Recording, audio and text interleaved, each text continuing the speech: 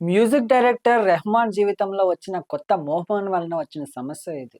తాను ఏం చేసినా సై అంటుంది, లేక అణిగిమణిగి ఉంటుంది అనుకున్న తన భార్య సైరా బాను రెహమాన్, సైరా బానులా మాత్రమే ఉండాలని నిర్ణయించి చేసిన పనికి రెహమాన్‌కి చెంపపట్టు లాంటిది. తాను చేయకూడని పనులు చేస్తూ, సమాజం కోసం కన్నీరు తుడిచే చర్యగా 30వ వివాహ వార్షికోత్సవం జరుపుకుందామని అనుకున్న వాడు, ద్వంద్వ ప్రవృత్తితో పెళ్లినాటి ప్రమాణాలు మరచి, భోగ లాలాసతతో పట్టెమంచం పరదేశీ యువతితో పంచుకున్నట్టు ప్రముఖ సంగీత దర్శకుడిని ఎంగిలి పళ్ళెంలో భుజించడం ఇష్టం లేని అతని భార్య, వివాహ బంధం నుండి వైదొలగడం కోసం తన వకీలుతో చెల్లుచీటీల కోసం చేయించిన ప్రకటనే మహాబీ తిరస్కరణ. తన వర్తమానంలో, భవిష్యత్తులో తనకు తోడుగా జీవితాంతం ఉండాల్సిన వ్యక్తిని, తన ముగ్గురు పిల్లల ముద్దు ముచ్చట్లలో పాలు పంచుకోవాల్సిన వ్యక్తిని వదులుకోవాలని నిర్ణయించుకోవడం చాలా సాహసమనే చెప్పొచ్చు.